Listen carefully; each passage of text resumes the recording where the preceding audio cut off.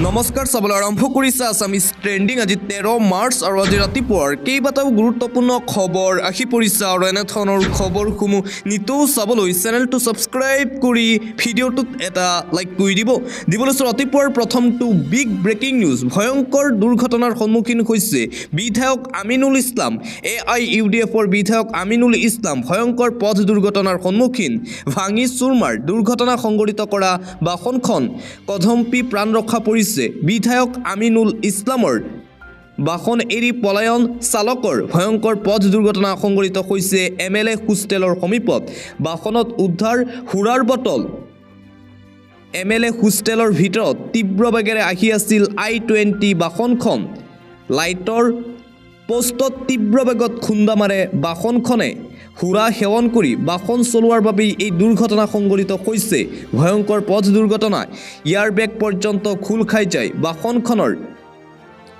হান্দ ভ্ৰমণৰ বাবে হোষ্টেলৰ পৰা ওলাই আহিছিল বিধায়ক আমিনুল ইছলাম ঘটনাস্থলীত উপস্থিত হৈছে দিছপুৰ আৰক্ষী উপস্থিত হৈ বাহনখন থানালৈ লৈ যায় দুৰ্ঘটনাৰ লগে লগেই হোষ্টেল চৌহদত লাগে হাহাকাৰ বিধায়ক আমিনুল ইছলামৰ সন্মুখত এই ভয়ংকৰ পথ দুৰ্ঘটনা আন এটা breaking news doctor Himanta Biswa শৰ্মাৰ বিজ্ঞাপনৰ বিশ্ব ৰেকৰ্ড হিমন্ত বিশ্ব শৰ্মা 4 বছৰত বিজ্ঞাপনত খৰচ কৰিছে 370 কোটি টকাৰ আন এক বিশ্ব ৰেকৰ্ডৰ তথ্য পোহৰলৈ আহিছে সৰ্বানন্দ সোণোৱালৰ 5 বছৰত বিজ্ঞাপনত ব্যয় 125 কোটি টকা হিমন্ত বিশ্ব শৰ্মাৰ আমোলত বছৰি বিজ্ঞাপনত 92 কোটি টকা ব্যয় কৰিছে মুখ্যমন্ত্ৰীৰ পৰিয়ালৰ সংবাদগোষ্ঠীক দিলে 21 কোটিৰ বিজ্ঞাপনৰ বলত চলিছে হিমন্ত বিশ্ব শৰ্মাৰ বিজেপি চৰকাৰ ভয়ংকৰ তথ্য এইবাৰ পোহৰলৈ আহিছে হিমন্ত বিশ্ব শৰ্মাৰ বিজেপি চৰকাৰৰ বিৰুদ্ধে ডক্টৰ হিমন্ত বিশ্ব শৰ্মাৰ 4 বছৰত বিজ্ঞাপনত খৰচ কৰিছে 370 কোটি 15 লাখ টকা হিমন্ত বিশ্ব শৰ্মাৰ আমোলত বছৰি বিজ্ঞাপনত ব্যয় হৈছে 92 কোটি 50 লাখ টকা সৰ্বানন্দ সোণোৱালৰ 5 বছৰত বিজ্ঞাপনত বছৰি ব্যয় হৈছিল 25 কোটি 12 লাখ টকা তৰুণ গগৈৰ শেষৰটো বছৰত বিজ্ঞাপনত ব্যয় হৈছিল 18 কোটি 58 লাখ টকা এই সকলোবোৰ ৰেকৰ্ড এতিয়া ভংগ কৰিছে হিমন্ত বিশ্ব শৰ্মাই 4 বছৰত মুখ্যমন্ত্ৰীৰ পৰিয়ালৰ প্ৰতিষ্ঠানক 21 কোটি 90 লাখ টকাৰ বিজ্ঞাপন নিয়মীয়া বাৰ্তাক দিয়া হৈছে 14 কোটি টকাৰ বিজ্ঞাপন নিউজ লাইভক 3 কোটি 71 লাখ টকাৰ বিজ্ঞাপন নৰ্থ ইষ্ট লাইভক 1 কোটি 99 লাখ টকাৰ বিজ্ঞাপন ৰামধেনুক 79 লাখ 69 হাজাৰ টকাৰ বিজ্ঞাপন ৰং চেনেলক 1 কোটি 38 লাখ টকাৰ বিজ্ঞাপন দিছে হিমন্ত বিশ্ব শৰ্মাৰ বিজেপি চৰকাৰে আৰু হিমন্ত বিশ্ব শৰ্মাৰ বিজেপি চৰকাৰৰ বিৰুদ্ধে এই ভয়ংকৰ তথ্য পোহৰলৈ আহিছে বিজ্ঞাপনত খৰচ কৰাৰ ক্ষেত্ৰত বিশ্ব ৰেকৰ্ড হিমন্ত বিশ্ব শৰ্মাৰ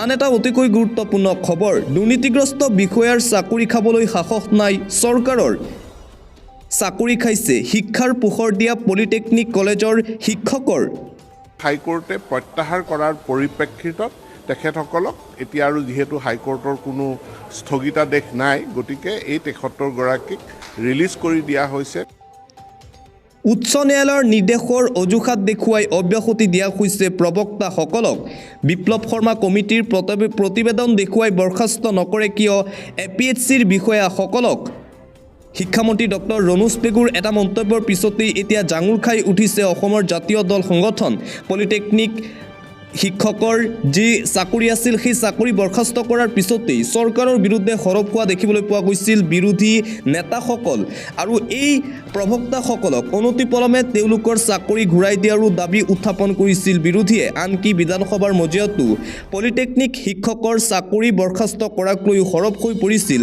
শিৱসাগৰৰ বিধায়ক তথা ৰাজ্য দলৰ সভাপতি অখিল গগৈ দুৰ্নীতিগ্ৰস্ত বিষয়াৰ চাকৰি নাখায় এতিয়া শিক্ষাৰ পোহৰ বিলোৱা শিক্ষকৰ চাকৰি খাইছে চৰকাৰে আন এটা ব্ৰেকিং নিউজ পুনৰ গ্ৰেপ্তাৰ হ'ল USTMৰ আচাৰ্য মহবুবুল হক জামিন লাভ কৰাৰ পিছতেই আন এটি গোচৰত গ্ৰেপ্তাৰ কৰা হৈছে USTMৰ স্বত্বাধিকাৰী মহবুবুল হকক পুনৰ গ্ৰেপ্তাৰ USTMৰ আচাৰ্য মহবুবুল হক বিপদ আঁতৰা নাই মহবুবুল হকৰ কিয়নো পুনৰবাৰ গ্ৰেপ্তাৰ কৰা হৈছে মহবুবুল হকক কাৰাগাৰতেই পুনৰবাৰ গ্ৰেপ্তাৰ হ'ল USTMৰ আচাৰ্য শ্ৰীভূমি কাৰাগাৰৰ পৰা ডেকিয়াজুলি আৰক্ষীয়ে ল'লে জিম্মাত মহবুবুল হকক পুনৰ গ্ৰেপ্তাৰ কৰা হৈছে USTMৰ আচাৰ্য মহবুবুল হকক আন এটা অতিকৈ গুৰুত্বপূৰ্ণ খবৰ জনজাতিকৰণ কোন দিশে কেতিয়া হ'ব জনজাতিকৰণ প্ৰশ্ন উত্থাপন জনজাতিকৰণক লৈ পুনৰ চৰ্চা নিৰ্বাচনী ইছ্যু নেকি জনজাতিকৰণ বিষয়টো স্বয়ং মুখ্যমন্ত্ৰীয়ে কৰিছে নেকি বিধি পথালি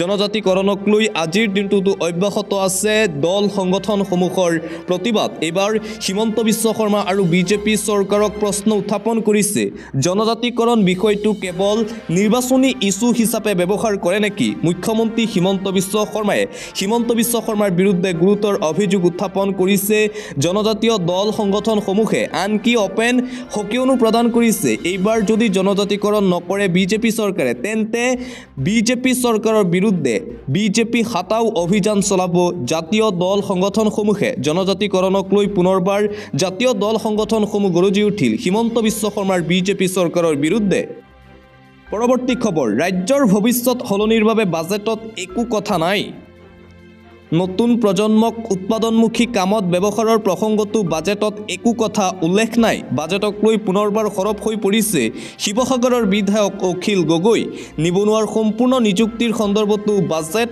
মৌন বাজেটক ক্ষুৰধাৰ সমালোচনা বিধায়ক অখিল গগৈৰ শেহতীয়াকৈ 2025-26 বিত্তীয় বৰ্ষৰ যি বাজেট প্ৰকাশ কৰা হ'ল সেই বাজেটক লৈ আজিৰ দিনটোতো তীব্ৰ ক্ষোভ দেখিবলৈ পোৱা গৈছে বিধায়ক অখিল গগৈৰ 2025-26 বিত্তীয় বৰ্ষৰ বাজেটত একো ভাল সিদ্ধান্ত গ্ৰহণ কৰা নাই হিমন্ত বিশ্ব শৰ্মাৰ বিজেপি চৰকাৰে কেৱল 2026ৰ নিৰ্বাচনৰ বৈতৰণি পাৰ কৰিবলৈনো এই বাজেট প্ৰস্তুত কৰিছে পুনৰ সৰব হৈছে শিৱসাগৰৰ বিধায়ক অখিল গগৈ আন এটা গুৰুত্বপূৰ্ণ খবৰ সংবাদ মাধ্যমক লৈ বিপৰীত মেৰুত মুখ্যমন্ত্ৰী আৰু ৰাজ্যিক বিজেপিৰ সভাপতি দিলীপ শইকীয়া 2 মেৰুত মুখ্যমন্ত্ৰী আৰু সভাপতি আপোনাৰ টিভিটো বাংলাদেশত যদি চলাব লাগে আমাৰ বিৰুদ্ধে কওক যদি অসমত চলাব লাগে আমাৰ সপক্ষে ক'বই লাগিব আপোনাৰ টিভিয়ে বাংলাদেশত চলাব লাগে আমাৰ বিৰুদ্ধে কওক যদি অসমত চলাব লাগে আমাৰ সপক্ষে ক'ব লাগিব এয়া আছিল মুখ্যমন্ত্ৰী ডক্টৰ হিমন্ত বিশ্ব শৰ্মাৰ মন্তব্য সংবাদ মাধ্যমক লৈ সংবাদ মাধ্যমৰ পৰা এইটো আশা কৰা অনুচিত যে সদায় আমাৰ পজিটিভ ষ্টৰী ওলাব এয়া আছিল ৰাজ্যিক বিজেপিৰ সভাপতি দিলীপ শইকীয়াৰ মন্তব্য সংবাদ মাধ্যমৰ পৰা আমি সদায় এইটো আশা কৰা অনুচিত যে সদায় আমাৰ পজিটিভ ষ্টৰী ওলাব মুঠতে অসমৰ সংবাদ মাধ্যমক লৈ দুটা মেৰুত এতিয়া বিভক্ত হৈছে ৰাজ্যিক বিজেপিৰ সভাপতি দিলীপ শইকীয়া আৰু অসমৰ মুখ্যমন্ত্ৰী ডক্টৰ হিমন্ত বিশ্ব শৰ্মা দিবলৈ আন এটা ব্ৰেকিং নিউজ নামনি অসমত প্ৰবল বৃষ্টিপাত অসমৰ বিভিন্ন প্ৰান্তত হৈছে ধাৰাসাৰ বৰষুণ আৰু ধুমুহা নামনি অসমত প্ৰবল বৃষ্টিপাত আপোনাৰ অঞ্চলত বতৰ কেনেকুৱা কমেণ্ট বক্সৰ জৰিয়তে জনাই দিয়ক ঘৰৰ বাহিৰ হ'ব নোৱাৰা পৰিস্থিতিৰ সৃষ্টি হৈছে নামনি অসমত বৰপেটাৰ বিভিন্ন অঞ্চলত ধাৰাসাৰ বৰষুণ দেখিবলৈ পোৱা গৈছে কয়াকুছি নলিগাঁও বগুদি বালাপাৰা আদি অঞ্চলত বতাহ বৰষুণ আগন্তুক কেইবাদিনলৈ ৰাজ্যত অব্যাহত থাকিব বতৰৰ কালৰূপ নামনি অসমৰ বঙাইগাঁও ধুবুৰী কোকৰাঝাৰ গোৱালপাৰা বাক্সাত মুষলধাৰ বৰষুণ আঞ্চলিক বতৰ বিজ্ঞান কেন্দ্ৰৰ ফালৰ পৰা সতৰ্কবাণী জাৰি কৰা হৈছে ৰাজ্যত হঠাৎ সলনি হৈ পৰিছে বতৰ অসমৰ বিভিন্ন প্ৰান্তত তাণ্ডৱলীলা দেখিবলৈ পোৱা গৈছে ধুমুহা আৰু বৰষুণৰ 15 মাৰ্চলৈকে হাই এলাৰ্ট জাৰি কৰিছে আঞ্চলিক বতৰ বিজ্ঞান কেন্দ্ৰই বতৰক লৈ 33খনকৈ জিলাত হাই এলাৰ্ট জাৰি বতৰ বিজ্ঞান কেন্দ্ৰৰ কোকৰাঝাৰ ধুবুৰী বঙাইগাঁও চিৰাং বৰপেটা গোৱালপাৰা বজালি নলবাৰী কামৰূপ মেট্ৰ' দৰং ওদালগুৰি মৰিগাঁও নগাঁও তেজপুৰ কাৰ্বি আংলং বিশ্বনাথ ডিমা হাছাও হোজাই ডিব্ৰুগড় চৰাইদেউ তিনিচুকীয়া জিলালৈ হাই এলাৰ্ট জাৰি গোলাঘাট যোৰহাট মাজুলী ধেমাজি শিৱসাগৰ লখিমপুৰ জিলাত এলাৰ্ট দক্ষিণ শালমাৰা মানকাছাৰ হাইলাকান্দি শ্ৰীভূমিত এলাৰ্ট জাৰি নামনি অসমত প্ৰবল বৃষ্টিপাত ঘৰৰ বাহিৰৰ পৰা ওলাব নোৱাৰাৰ পৰিস্থিতিৰ সৃষ্টি হৈছে নামনি অসমত আন এটা গুৰুত্বপূৰ্ণ খবৰ মুখ্যমন্ত্ৰী হিমন্ত বিশ্ব শৰ্মা কৈছে লুণ্ঠনৰ সম্ৰাট পুনৰ মুখ্যমন্ত্ৰী হিমন্ত বিশ্ব শৰ্মাৰ বিৰুদ্ধে সৰব হৈছে এপিচিচিৰ সভাপতি ভূপেন কুমাৰ বৰা পেপাৰ টিভিক মুখ্যমন্ত্ৰীয়ে ধমকি দিয়ে ভূপেন বৰা সৰব হৈ পৰিছে মুখ্যমন্ত্ৰী শৰ্মাৰ বিৰুদ্ধে মুখ্যমন্ত্ৰী হিমন্ত বিশ্ব শৰ্মা কৈছে লুণ্ঠনৰ সম্ৰাট হিমন্ত বিশ্ব শৰ্মাৰ বিৰুদ্ধে আক্ৰমণাত্মক ৰূপত ভূপেন বৰা লুণ্ঠন চলাবৰ বাবেই ফ্লাইঅভাৰ বনাইছে মুখ্যমন্ত্ৰী হিমন্ত বিশ্ব শৰ্মাই সংবাদমেল যোগে মুখ্যমন্ত্ৰী ক্ষুৰধাৰ সমালোচনা এপিচিচিৰ সভাপতি ভূপেন বৰাৰ অসমৰ বাজেট আৰু হিমন্ত বিশ্ব শৰ্মাৰ সম্পত্তি সমান কৰাটো মুখ্যমন্ত্ৰীৰ টাৰ্গেট বুলি কটাক্ষ ভূপেন কুমাৰ বৰাৰ দিব লৈছোঁ আন এটা গুৰুত্বপূৰ্ণ খবৰ। ন্যায়ালয়ৰ ৰোষত অসম আৰক্ষী মন গ'লেই দোষী সজাই কৰিব নোৱাৰিব গ্ৰেপ্তাৰ। এবাৰ কঠোৰ হৈ পৰিছে ন্যায়ালয়। অসম আৰক্ষীৰ বিৰুদ্ধে দিছে কঠোৰ নিৰ্দেশনা। কঠোৰ সমালোচনাৰ সন্মুখীন হ'ল অসম আৰক্ষী। উচ্চ ন্যায়ালয়ৰ আগত মুখ থেকেচা স্মাৰ্ট অসম আৰক্ষীৰ। অভিযুক্তক গ্ৰেপ্তাৰৰ সময়ত সজাগ হোৱাৰ নিৰ্দেশ দিছে ন্যায়ালয়ে আৰক্ষীসকলক। মন গ'লেই দোষী সজাই কাকোৱেই কৰিব নোৱাৰিব গ্ৰেপ্তাৰ। আৰক্ষীসকলে অভিযুক্তক গ্ৰেপ্তাৰৰ সময়ত জনাব লাগিব গ্ৰেপ্তাৰৰ কাৰণ আৰু অপৰাধ। লিখিত নথিপত্ৰ দেখুৱাব লাগিব অভিযুক্তক অথবা পৰিয়ালক। অভিযুক্তক গ্ৰেপ্তাৰৰ সময়ত আইনগত নীতি মানি নচলে অসম আৰক্ষীয়ে। যাক লৈ উদ্বিগ্নতা প্ৰকাশ মৃদুল কুমাৰ কলিতা বিচাৰপীঠৰ। অসম আৰক্ষীৰ ভুলৰ বাবেই অভিযুক্তক জামিন দিব লগা হয় উচ্চ ন্যায়ালয়ে, যাৰ বাবে কঠোৰ নিৰ্দেশনা দিছে এইবাৰ ন্যায়ালয়ে অসম আৰক্ষীলৈ। নিৰ্দেশনাৰ প্ৰতিলিপি প্ৰেৰণ মুখ্য সচিব আৰু DGPলৈ। লগতে ন্যায়িক একাডেমীৰ সঞ্চালকালয়লৈও দিলে বিশেষ নিৰ্দেশনা। মঙলদৈৰ এজন ব্যক্তিৰ গ্ৰেপ্তাৰৰ সময়ত নিয়ম উলংঘা কৰাৰ বাবেই এই নিৰ্দেশনা জাৰি কৰা হৈছে। ভৱিষ্যত দিনত অসম আৰক্ষীক গ্ৰেপ্তাৰৰ দিশত সাংবিধানিক নীতি নিয়ম মানি চলিবলৈ ন্যায়ালয়ৰ ফালৰ পৰা কঠোৰ নীতি নিৰ্দেশনা জাৰি কৰা হৈছে। আন এটা গুৰুত্বপূৰ্ণ খবৰ। 150 কিলোমিটাৰ গতিবেগত খুন্দা থিতাতে নিহত 2 ছাত্ৰ, মৃত্যুৰে যুঁজিছে আন 2 ছাত্ৰ। ভয়ংকৰ পথ দুৰ্ঘটনা সংঘটিত হৈছে ৰাজ্যত। যোৰহাটৰ শোকাবহ পথ দুৰ্ঘটনাত 2 ছাত্ৰৰ কৰুণ মৃত্যু হৈছে। থিতাতে প্ৰাণ হেৰুৱালে মুস্তাফা আৰু ইৰফান নামৰ 2 ছাত্ৰ। মৃত্যুৰে যুঁজিছে সহপাঠী খুজবু নভেল আৰু আৰিনা বড়োৱে। যোৰহাটৰ পুলিবৰ আজান গাঁৱৰ সমীপত সংঘটিত হৈছিল এই ভয়ংকৰ দুৰ্ঘটনা। আটাইকেইজন ছাত্ৰ ছাত্ৰীয়ে আছিল কাজিৰঙা ইউনিভাৰ্চিটিৰ। এখন বাহনেৰে বিশ্ববিদ্যালয়ৰ পৰা যোৰহাট দিশে গৈ আছিল আটাইকেইজন ছাত্ৰ। নিয়ন্ত্ৰণ হেৰুৱাই ডিভাইডাৰত খুন্দা বাহনখনৰ। প্ৰায় 150 কিলোমিটাৰ গতিবেগত আছিল দুৰ্ঘটনাগ্ৰস্ত বাহনখন। যোৰহাটৰ শোকাবহ পথ দুৰ্ঘটনাত 2জন ছাত্ৰৰ কৰুণ মৃত্যু হৈছে আৰু আন 2জন ছাত্ৰৰ অৱস্থা অতি সংকটজনক বুলি জানিব পৰা গৈছে। পৰৱৰ্তী খবৰ। মণিপুৰৰ মুখ্যমন্ত্ৰী পতাৰ নামত বিধায়কক ধন দাবী কৰি গ্ৰেপ্তাৰ হৈছে 3 যুৱক। মণিপুৰৰ বিধায়কক মুখ্যমন্ত্ৰী পতাৰ নামত বিচাৰিছিল ধন আৰু যাৰ বাবে গ্ৰেপ্তাৰ হৈছে 3 যুৱক। গৃহমন্ত্ৰী অমিত শ্বাহৰ পুত্ৰ জয় শ্বাহৰ নামত মণিপুৰৰ কেইবাগৰাকীও বিধায়কলৈ আহিছিল ফোন। ৰাজ্যখনৰ বিজেপি বিধায়কক মুখ্যমন্ত্ৰী বনোৱাৰ বিনিময়ত ধন দাবী কৰিছিল 3 যুৱকে। মুখ্যমন্ত্ৰী বনোৱাৰ বিনিময়ত ধন দাবীৰ অভিযোগ উঠিছিল গৃহমন্ত্ৰী অমিত শ্বাহৰ পুত্ৰৰ বিৰুদ্ধে। ঘটনা পোহৰলৈ অহাৰ পিছতেই দেশজুৰি এতিয়া প্ৰতিক্ৰিয়াৰ সৃষ্টি হৈছে আৰু এইবাৰ মণিপুৰত মুখ্যমন্ত্ৰী পতাৰ নামত ধন দাবী কৰি গ্ৰেপ্তাৰ হৈছে 3জনকৈ যুৱক।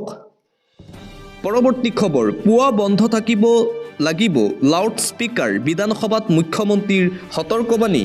এইবাৰ উত্তৰ প্ৰদেশৰ যোগী মডেল বলবৎ হ'ব মহাৰাষ্ট্ৰৰ ক্ষেত্ৰত। উত্তৰ প্ৰদেশৰ পাছত মহাৰাষ্ট্ৰৰ ধৰ্মীয় স্থলত উচ্চ স্তৰত বজাব নোৱাৰিব লাউড স্পীকাৰ। লাউড স্পীকাৰক লৈ ডাঙৰ সিদ্ধান্ত। নিশা 10 বজাৰ পৰা পুৱা 6 বজালৈ ধৰ্মীয় উপাসনাস্থলীত বজাব নালাগে লাউড স্পীকাৰ। পুৱাৰ ভাগত যদি লাউড স্পীকাৰ লগোৱা হয় তেন্তে শব্দৰ প্ৰাবল্য 55 ডেচিবেলতকৈও অধিক কৰিব নোৱাৰিব। যদি নিশা 10 বজাৰ পাছত লাউড স্পীকাৰ ব্যৱহাৰ কৰা হয় তেন্তে শব্দৰ প্ৰাবল্য 45 ডেচিবেলতকৈ অধিক কৰিব নোৱাৰিব। যদি মহাৰাষ্ট্ৰত কোনো অনুষ্ঠান প্ৰতিষ্ঠানে লাউড স্পীকাৰ বজোৱাৰ ক্ষেত্ৰত আইন অমান্য কৰে তেন্তে আৰক্ষীয়ে গ্ৰহণ কৰিব বিহিত ব্যৱস্থা। মঙলবাৰে লাউড স্পীকাৰ সন্দৰ্ভত মহাৰাষ্ট্ৰৰ বিধানসভাত এই তাৎপৰ্যপূৰ্ণ মন্তব্য কৰিছে মহাৰাষ্ট্ৰৰ মুখ্যমন্ত্ৰীয়ে। আৰু উত্তৰ প্ৰদেশৰ যোগী মডেল এইবাৰ প্ৰযোজ্য হ'ব মহাৰাষ্ট্ৰৰ ৰাজ্যৰ ক্ষেত্ৰত। পৰৱৰ্তী খবৰ। মিছাতেই বদনামী হয় EVM। এইবাৰ বেলট পেপাৰৰ নিৰ্বাচনতো হাৰিল কংগ্ৰেছ। নিৰ্বাচনত পৰাস্ত হ'লেই EVMক সন্দেহৰ আঙুলি উঠোৱা কংগ্ৰেছৰ স্বৰূপ ওলাল।